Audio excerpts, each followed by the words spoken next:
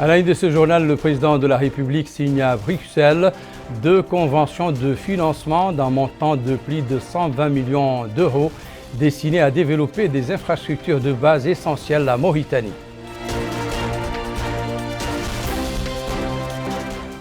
Nouakchott abrite la 13e réunion des envoyés spéciaux pour le Sahel sous le parrainage du ministre des Affaires étrangères et des Mauritaniens de l'extérieur.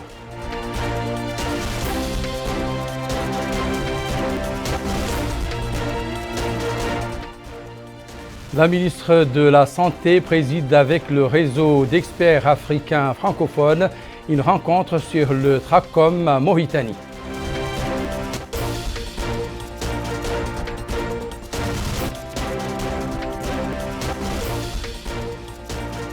Mesdames, Messieurs, bonsoir et bienvenue à cette édition du journal.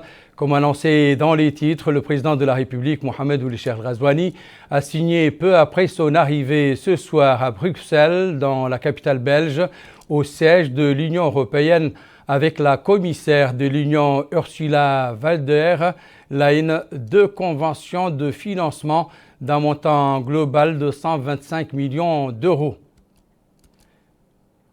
La première convention porte sur l'initiative du groupe Europe destinée à appuyer le développement des infrastructures de base essentielles dans notre pays pour assurer la production d'exportation et la commercialisation de l'hydrogène vert ainsi qu'à encourager les opportunités d'emploi décents, particulièrement pour les jeunes, l'appui du secteur privé, le renforcement de l'environnement, des affaires, la contribution au perfectionnement des compétences à travers la formation technique et professionnelle, l'appui également à la recherche et le développement en vue de créer une force ouvrière apte et pouvant satisfaire aux exigences du système environnemental de l'hydrogène vert, de même que le renforcement du cadre législatif et celui des impôts, l'amélioration du climat des affaires en vue de créer un environnement propice aux investissements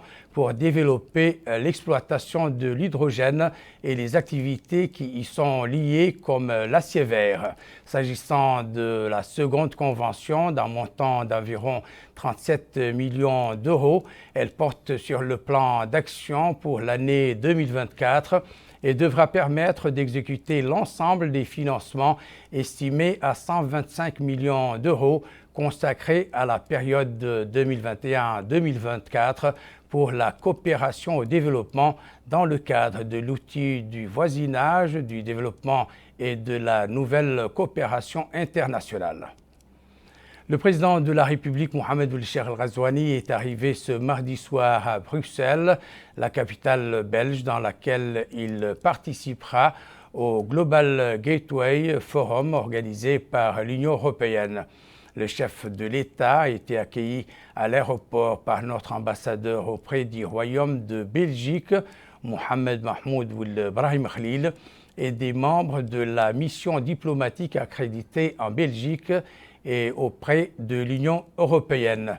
Le programme du sommet renfermera des tables rondes sur l'énergie verte, l'éducation et la recherche, les matières premières vitales, les corridors de transport, la production de médicaments et consommables médicaux, ainsi que les infrastructures numériques.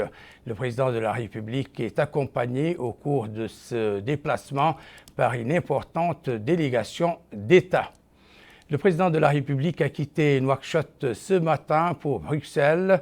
Il a été salué à son départ de l'aéroport international de Nouakchott-Moutensi par le Premier ministre Mohamed Bilal Messoud, le ministre secrétaire général de la présidence de la République, les 2 ministres conseillers à la présidence de la République, des membres du gouvernement ainsi que d'autres personnalités.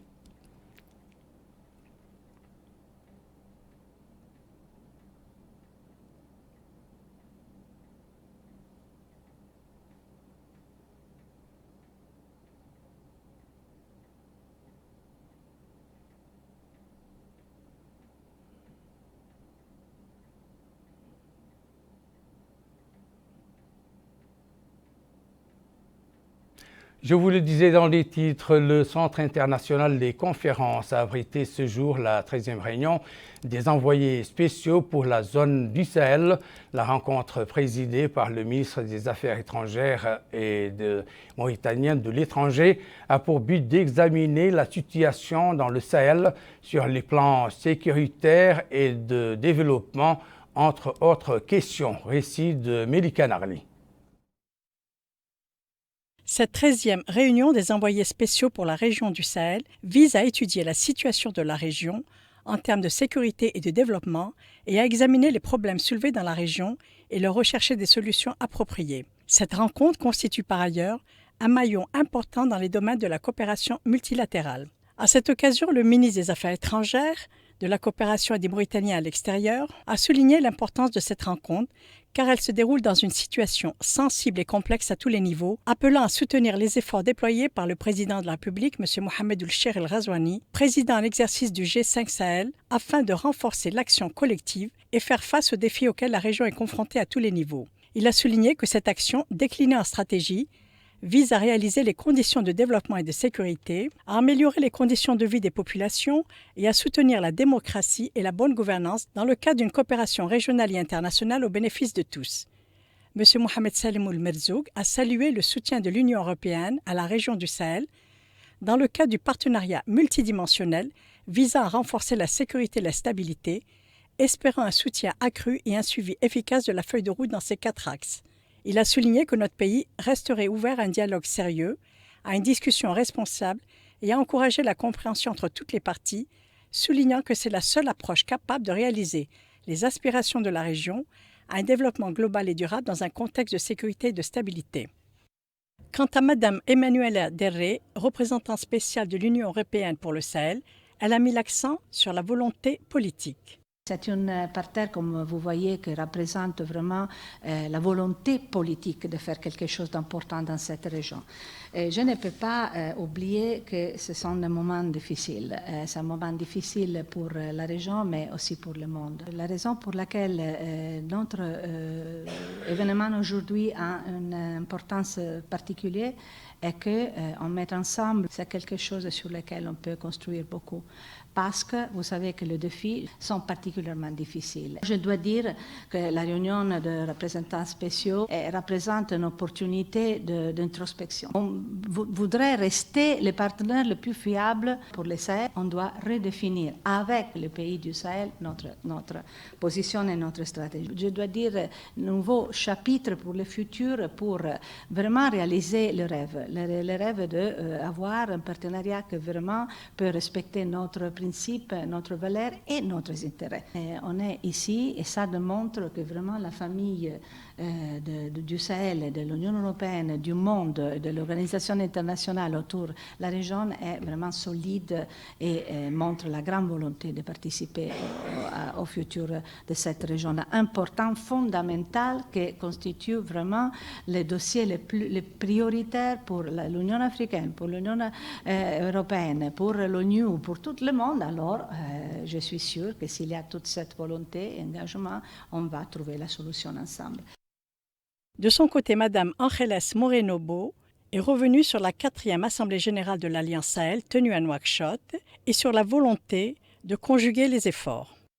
Nous sommes aussi rencontrés à Nouakchott à l'occasion de la 4e Assemblée de l'Alliance Sahel. Et l'idée était d'impulser un agenda de concertation, de mobilisation de ressources, de renforcement de l'efficacité de notre aide au développement au profit des populations. Et nous voyons que la situation au Sahel évolue à une vitesse énorme. Voilà pourquoi des États comme la Mauritanie, avec un gouvernement absolument compromis à maintenir le cap dans le Sahel, sont un grand acquis pour cette famille sahélienne. L'Espagne est en ce moment assure en ce moment la présidence du Conseil de l'Union européenne et c'est pour cela que nous tenions à organiser aussi avec la représentante et avec le gouvernement de la Mauritanie ce séminaire en Mauritanie. Le ministre de l'Éducation nationale et de la réforme du système éducatif a assisté ce mardi matin à la cérémonie de levée de couleurs à l'école Saïd Ibn Musayyib à Arafat. Mokhtar Ould-Daï a ensuite suivi des cours présentés aux élèves et a discuté avec eux sur le profit qu'ils en tirent avant d'écouter les propositions des responsables éducatifs et des parents d'élèves sur l'amélioration de l'enseignement. Il a demandé au staff de prendre toutes les mesures permettant d'assurer la réussite de l'année scolaire en cours, tout en insistant sur la plantation d'arbres aux abords du mur de l'école afin de créer une ombre pouvant recevoir les élèves en période de chaleur. À l'issue de la visite, le ministre a indiqué qu'il a remarqué une amélioration du niveau de fréquentation des élèves et de leur participation aux cours, soulignant que l'absentéisme est inacceptable car la perte d'une journée d'études n'est pas compensable. Il a en définitive invité les parents d'élèves à fournir des uniformes scolaires aux enfants, soulignant que les écoles pourraient empêcher dans un avenir proche les élèves qui ne portent pas d'uniforme d'y entrer. Toujours au volet de l'éducation, l'ouverture ce matin d'un atelier de validation du projet pilote au profit des enfants et adolescents non inscrits dans les écoles en Mauritanie. La rencontre est organisée par le département de l'éducation nationale en collaboration avec l'UNESCO, l'UNICEF et le Haut Commissariat pour les réfugiés. Les participants ont échangé sur l'étude destinée à insérer cette frange dans le circuit pédagogique à travers des programmes pilotes. Récit d'Amina Takan. Atelier de validation des projets pilotes en faveur des enfants en dehors des écoles. Une rencontre qui étudie la proposition du projet pilote pour introduire d'éventuels ajustements au niveau des résultats attendus des activités, des budgets et chronogrammes de réalisation. Présent à la rencontre, le secrétaire général du ministère de l'Éducation nationale et de la réforme du système éducatif, Sidi Ould-Moulaye Li, a souligné que l'organisation de cet atelier est très importante car elle concerne la catégorie la plus importante de la société, à savoir les enfants. Il a indiqué que la réforme du système éducatif occupe une place de choix dans le programme Ta'ahoudati du président de la République, concrétisé par la mise en place de l'école républicaine. Lui succédant, le représentant de l'UNICEF dans notre pays a affirmé que notre pays a fait au cours de la dernière décennie des progrès notables en matière d'éducation. Il est à noter qu'au cours de cet atelier, plusieurs questions seront soulevées de nature à aboutir à la validation des projets pilotes en faveur des enfants en dehors des écoles dans notre pays. Amina Takan, tu restes avec nous pour nous parler de la réunion présidée ce mardi à Nouakchott par la ministre de la Santé avec le réseau d'experts africains francophones sur le trachome, une pathologie qui constitue un problème de santé publique en Mauritanie. Discuter des derniers développements liés à la maladie du trachome pour améliorer les indicateurs de santé publique et élever la qualité de l'offre de santé en vue de faciliter l'accès des citoyens aux services de santé, c'est l'objectif de cette réunion du réseau d'experts africains francophones sur le trachome qui constitue l'un des défis de la santé publique chez nous. Présente à la rencontre, la ministre de la Santé, Nahamid Hamdoul Mouknas, a tout d'abord remercié les participants d'avoir assisté à cet événement scientifique important. Elle a indiqué que la réunion technique et scientifique organisée par le réseau d'experts africains francophones est consacrée à l'étude du trachome, considéré comme un défi de santé publique car il est l'une des principales causes de cécité. En effet, dira la ministre, les maladies oculaires constituent l'un des axes de base du plan national de développement du secteur de la santé 2022-2030 qui vise à améliorer les indicateurs de santé publique, mais aussi à diversifier l'offre de la santé tout en facilitant l'accès physique et géographique de tous les citoyens. Au niveau mondial, le nombre de personnes atteintes de cécité a baissé pour atteindre moins de 142 millions en 2019 après avoir atteint plus d'1,5 milliard en 2000. Elle a en outre ajouté que les études épidémiologiques menées à travers une enquête nationale approfondie et reprise de nombreuses années ont montré que cette maladie ne représente plus un problème de santé dans plusieurs pays grâce aux efforts combinés des divers secteurs publics à travers l'intensification des activités communautaires. Enfin, la ministre a indiqué que la finalisation du dossier du certificat d'élimination du trachome est en cours malgré la pleine conscience de la sensibilité de cette étape qui nécessite les efforts les plus concertés pour maintenir ses acquis en renforçant le compteur épidémiologique et en assurant la prise en charge optimale des cas de cette maladie. Il est à noter que le trachome est une infection bactérienne qui affecte les yeux. C'est une maladie contagieuse qui se propage par contact avec les yeux, les paupières et les sécrétions nasales ou pharyngiques des personnes infectées. Elle peut également se transmettre par la manipulation d'objets infectés tels que les tissus. Autre activité ce jour du département de la santé, une journée de sensibilisation consacrée à la problématique des couples souffrant d'infertilité ou de difficultés reproductives. Quelles solutions les praticiens préconisent pour arriver à bout de ce problème? Mohamed Khattat, qui a suivi les débats de cette rencontre, nous le dit. C'est une journée de sensibilisation autour du phénomène de l'infertilité et des problèmes qui entraînent des difficultés reproductives pour les couples, mais également de plaidoyer pour la promotion de leur prise en charge de façon à mettre en évidence les problèmes qu'ils rencontrent et les meilleures manières de les traiter. L'occasion pour le secrétaire général du ministère de la Santé, M. Mohamed Amin Ould El-Haj, d'affirmer que la santé reproductive, la santé maternelle, les nouveau-nés, les enfants et les adolescents font partie intégrante des priorités du programme électoral du président de la République, M. Mohamed Ould Cheikh El-Qazouani, lequel programme est mis en œuvre par le gouvernement du Premier ministre, M. Mohamed Bilal Messoud. Il a ajouté que la santé reproductive nécessite une attention particulière, un suivi soutenu de la grossesse, un bon encadrement lors de l'accouchement et des soins aux nouveau-nés, aux enfants et aux adolescents, soulignant qu'une partie de notre société ne bénéficie pas de ces soins, à savoir les couples qui souffrent de difficultés reproductives.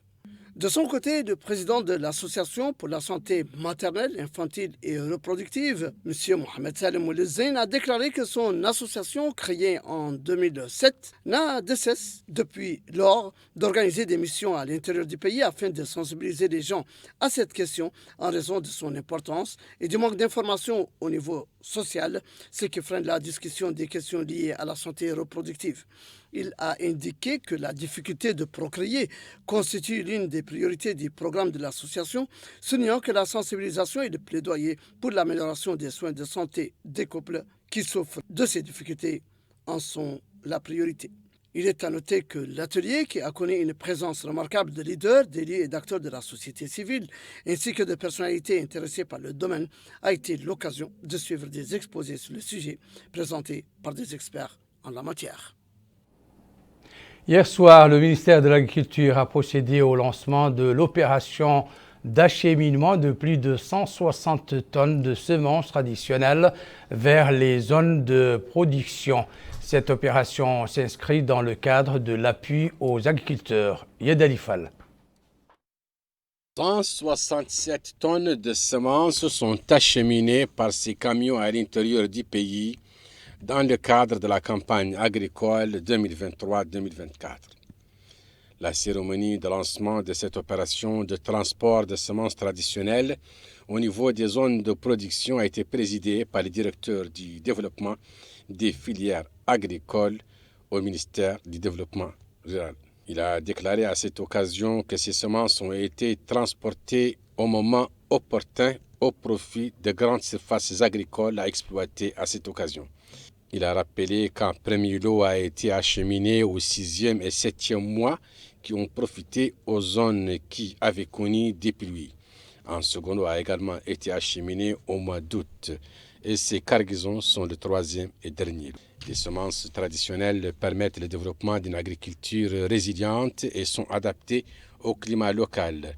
Elles vont permettre aux paysans de contribuer à la politique gouvernementale d'atteindre l'autosuffisance alimentaire. Nous clôturons ce journal par l'atelier de sensibilisation organisé par la région de Nouakchott autour de la deuxième phase du projet relatif à la charte des maires d'Afrique par la ministre de la Santé avec le réseau d'experts africains francophones sur le TRACOM. Il s'agit de relever le niveau de compétence des élus, des techniciens et l'ensemble des acteurs face aux impacts négatifs des changements climatiques. Mohamed Khattab. Il s'agit d'un atelier de partage d'expériences avec les acteurs de la ville de Nouakchott au sujet de la troisième phase du projet de charte des maires d'Afrique subsaharienne, notamment sur le changement climatique. L'occasion pour la présidente de la région de Nouakchott, Mme Fatoumata Abdelmalik, de souhaiter la bienvenue à tous et de souligner l'expérience de la région de Nouakchott dans le domaine de la résilience aux effets négatifs du changement climatique en soulignant les efforts de la région de Nouakchott dans l'élaboration d'outils de planification durable et la mise en œuvre de projets, notamment l'expérience à travers les 2 précédents ateliers auxquels elle a participé. Elle a précisé que cette convention est un véritable cadre pour encourager les maires à organiser des activités efficaces pour faire face aux effets négatifs du changement climatique en renforçant leur capacité en matière de planification stratégique, durable et de financement d'activités dans le domaine de la résilience au changement climatique. De son côté, la représentante de la coopération espagnole a indiqué que la ville de Nouakchott a été désignée ville pionnière. La ville de Nouakchott, comme vous savez, s'est engagée depuis très tôt avec cette initiative et les signataires de la convention, si je ne me trompe pas, depuis 2015, justement. Dans ce cadre, elle a été choisie comme ville pilote, bénéficiaire d'un financement pour mettre en œuvre des actions dans ce domaine. Ensuite, en 2020, l'Union européenne a délégué à l'Agence espagnole de coopération internationale, la ESIT, la gestion, l'exécution de ces projets d'appui à la ville de Nouakchott dans ce cadre. Et c'est en ce moment que notre fructueux partenariat a démarré. Un partenariat que depuis lors, cette collaboration vraiment n'a fait que se renforcer et qui a donné des résultats déjà prometteurs qui nous encouragent à renouveler cette coopération dans l'avenir. Au cours de cet atelier, les participants ont suivi des exposés portant sur l'optique de renforcer la résilience de la ville. À présent, le rappel des principaux titres de cette édition. Le président de la République signe à Bruxelles 2 conventions de financement d'un montant de plus de 120 millions d'euros destinées à développer des infrastructures de base essentielles à Mauritanie. Nouakchott abrite la 13e réunion des envoyés spéciaux pour le Sahel sous le parrainage du ministère des Affaires étrangères et des Mauritaniens de l'extérieur.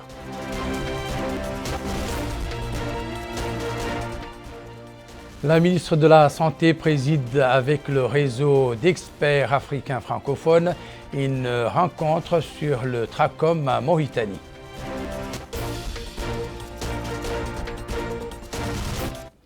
C'est la fin de cette édition. Merci pour votre attention. Excellent moment avec le reste des programmes d'Il Mauritania. Au revoir.